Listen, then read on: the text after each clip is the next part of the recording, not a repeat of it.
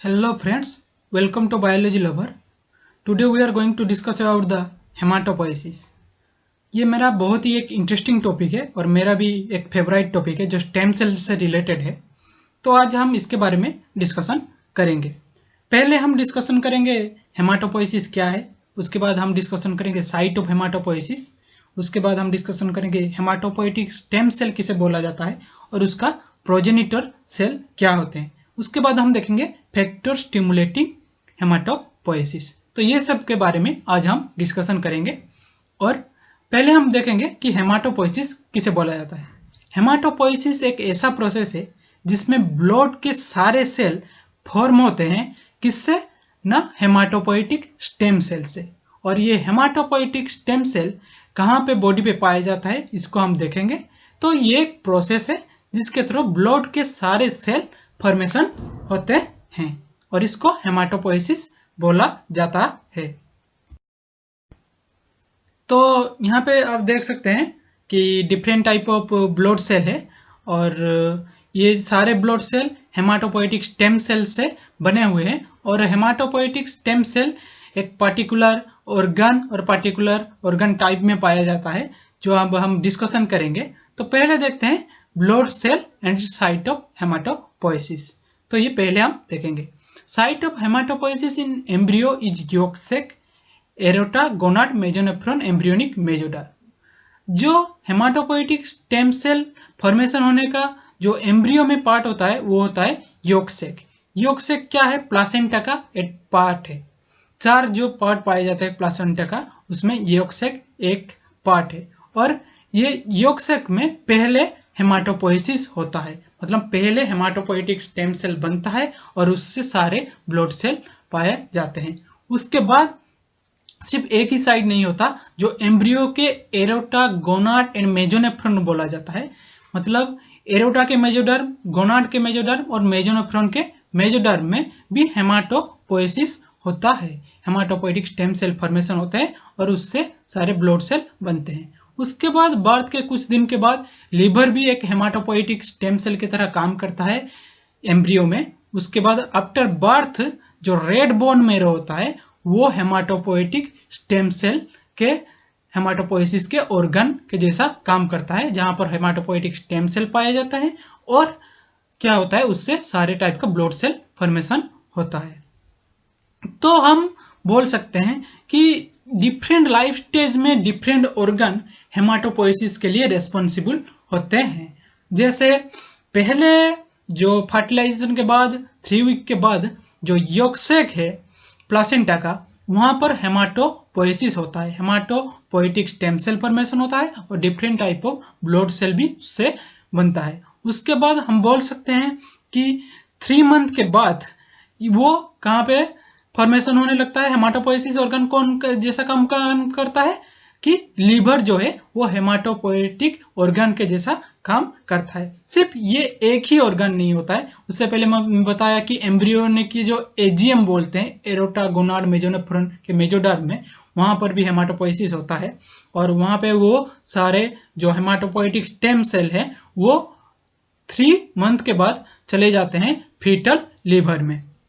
सिर्फ fetal liver ही major site होता है, लेकिन जैसे स्प्लीन हो, लिम्फोइड ऑर्गन हो, तो वो भी काम करते हैं, हेमाटोपोइटिक ऑर्गन की तरह काम करते हैं। और आफ्टर बर्थ बोन मेरो क्या काम करता है, हेमाटोपोइटिक, मेजर हेमाटोपोइटिक ऑर्गन काम करता है। तो ये सारे डिफरेंट जो साइट थे या ऑर्गन थे हेमाटोपोइसिस के लिए रेस्पॉन्सिबल थे। तो साइट ऑफ हेमाटोपोइसिस, तो यहाँ पर मैंने दो दिखाया गया है कि intra embryonic, extra embryonic. Intra embryonic का मतलब होता है कि क्या है कि एम्ब्रियोन के अंदर कहाँ पे फॉर्मेशन होता है, और एक्स्ट्रा एम्ब्रियोनिक मतलब जो प्लासेंटा है, तो प्लासेंटा में जो एक्स्ट्रा बॉडी का पार्ट नहीं है, एम्ब्रियो का एक्स्ट्रा ऑर्गन है, तो वो एक्स्ट्रा एम्ब्रियोनिक मेम्ब्रेन में हेमाटोपोइसिस होता है। तो इंट्रा एम्ब्रियोनिक में हमने देखे थे कि एजीएम के बारे में बोला था, एरोटा, गोनाड, मेजोनेफ्रॉन के मेजोडर्म में, और उसके बाद हमने देखे थे कि लीवर में फॉर्मेशन होता है और बर्थ के बाद वो बोन मेरो में फॉर्मेशन होने लगता है। उसी तरह एक्स्ट्रा एम्ब्रियोनिक जो होता है, जब फ्यूटस मदर के ऊम में होता है तब वो प्लासेंटा योक सेक वो हेमाटोपोइटिक ऑर्गन जैसा काम करते हैं। तो यहाँ पर आप राइट साइड में देख सकते हैं जो बोन मैरो दिखाया गया है, ये एक एडल्ट का है और बोल सकते हैं जो बेबी से ग्रो कर गया है तो उसका है। तो ये यहाँ पर देखते हो येलो बोन मैरो दिख रहा है, marrow cavity, epiphyseal line, red bone marrow and articular cartilage. तो ये रेड बोन मैरो जो होता है वो हेमाटोपोइटिक सेल का रीजियन होता है। यहाँ पर हेमाटोपोइटिक स्टेम सेल जो पाए जाते हैं और वो क्या, उससे क्या फॉर्मेशन होता है, जितने सारे जो ब्लड सेल है वो फॉर्मेशन होता है। और साइट ऑफ हेमाटोपोएसिस हमने अभी देखा क्या क्या साइट है, फिर भी हम देख लेते हैं कि बर्थ के बाद जब एम्ब्रियो यानी बर्थ के बाद हम जो बोल सकते हैं फ्यूटस से जब बेबी हो जाता है तो बर्थ के बाद उसे बेबी बोल सकते हैं। तो 0 to 1 ईयर में उसका जितने सारे लॉन्ग बोन है, मेनली हम यहाँ पर एग्जांपल लिए हैं फ्यूमर का, तो ये फ्यूमर के लॉन्ग बोन जो है वो बोन मेरो बोला जाता है। और ये 20 bone marrow full haematopoietic stem cell से ही फिलअप है। तो तब पूरे जो लॉन्ग बोन है बोन मेरो वो फुल रेड बोन मेरो में फिलअप होता है 0 to 1 ईयर में इन्फेंट में। और उसके बाद जब वो चाइल्ड होते हैं यानी 1 से 10 साल के अंदर, तो वो क्या होता है थोड़ी थोड़ी उसमें फैट डिपोजिशन होने लगता है बोन मेरो में, और इसीलिए दिखाया गया है यहाँ पर देख सकते हैं येलो बोन मेरो लिखा है। तो थोड़ी थोड़ी फॉर्मेशन होने लगता है, तो वो yellow bone marrow site of hematopoiesis नहीं होता है, सिर्फ red bone marrow site of hematopoiesis होता है। लेकिन साइट ऑफ जो हेमाटोपोइसिस रेड बोन मेरो का पार्ट जो है वो पहले से कम हो गया है।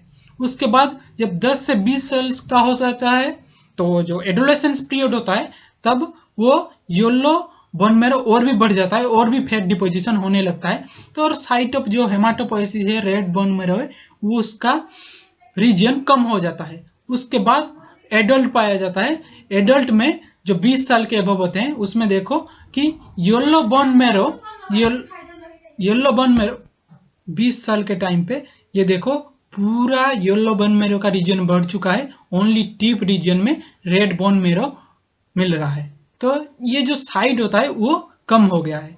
तो हम यहाँ पर देख सकते हैं कि एक बोन मेरो से हेमाटोपोइटिक स्टेम सेल है, और ये हेमाटोपोइटिक स्टेम सेल है 2 टाइप सेल दे रहा है, लिम्फोइड एंड माइलोइड प्रोजेनिटर।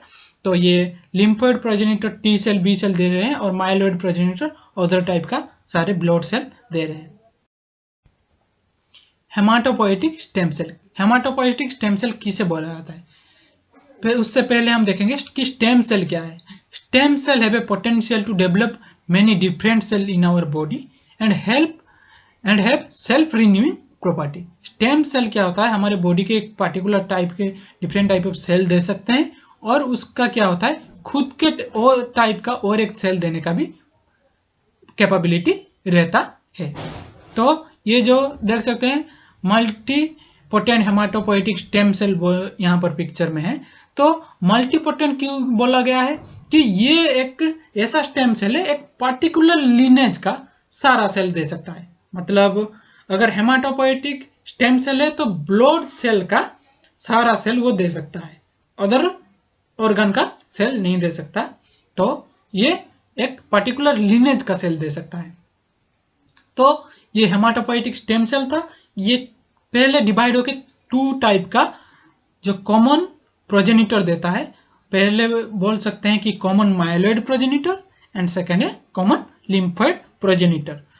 तो कॉमन माइलोइड प्रोजेनिटर फिर डिवाइड होके देता है मेगाकैरियोसाइट और एरिथ्रोसाइट। एरिथ्रोसाइट डायरेक्ट डेवलप नहीं होते, वो pro erythrocyte and different stage में डेवलप होके एरिथ्रोसाइट देते हैं। उसके बाद मास्ट सेल, उसके बाद और एक प्रोजेनिटर सेल देते हैं मायोब्लास्ट जिसे बोला जाता है।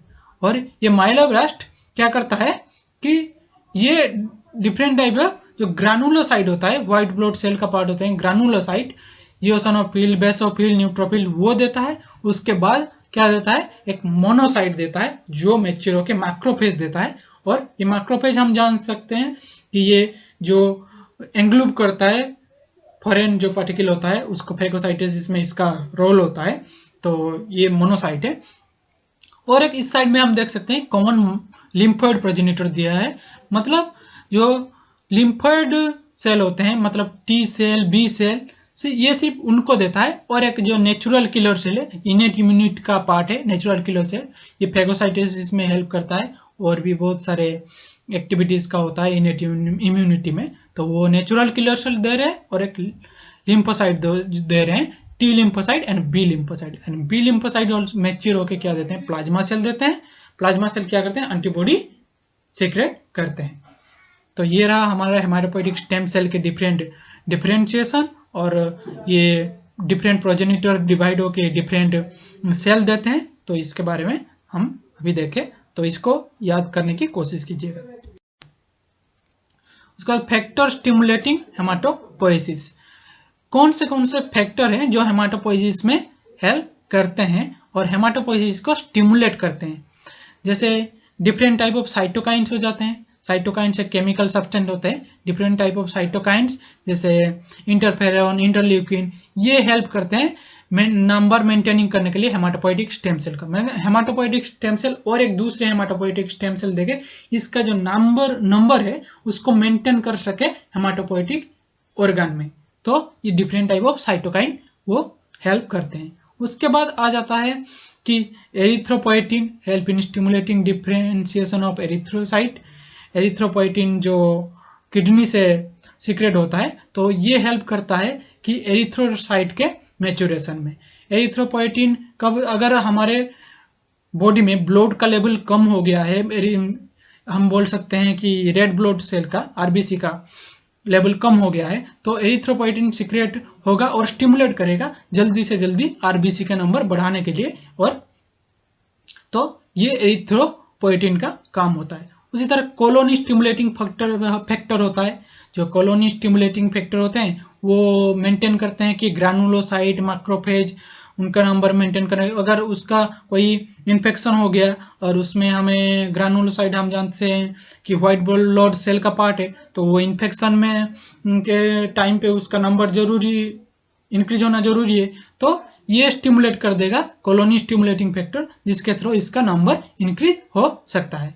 उसी तरह जो थ्रोम्बोपोएटिन होता है वो लिवर से सीक्रेट होता है और उसका काम होता है कि जो थ्रोम्बोसाइट होता है, या हम बोल सकते हैं मेगाकेरोसाइट, वो मेगाकेरोसाइट के फॉर्मेशन में वो हेल्प करेगा। और मेगाकेरोसाइट से क्या बनेगा, प्लेटलेट, जो ब्लड क्लॉटिंग में हेल्प करता है। तो ये सारे फैक्टर होते हैं जो हेल्प करते हैं कि कैसे जो हेमाटोपोइसिस होगा और hematopoietic stem cell different progenitor cell बनेंगे। यहाँ पर एक पिक्चर दिया गया है जो देख सकते हैं कि ये सेल्फ रिन्यू हो रहा है हेमाटोपोएटिक स्टेम सेल। उसका माइलॉइड, लिम्फोइड प्रोजेनिटर दे रहा है, और ये myeloid progenitor different type of granulocyte दे रहा है, मेगाकेरोसाइट दे रहा है जो प्लेटलेट देता है, और एरिथ्रोसाइट प्रोजेनिटर दे रहा है जो एरिथ्रोसाइट दे रहा है, तो दे रहा है। उसी तरह लिम्फोइड प्रोजेनिटर क्या कर रहा है, natural killer cell, T cell और बी सेल देता है। टी सेल में भी दो टाइप है, T helper cell and cytotoxic T cell.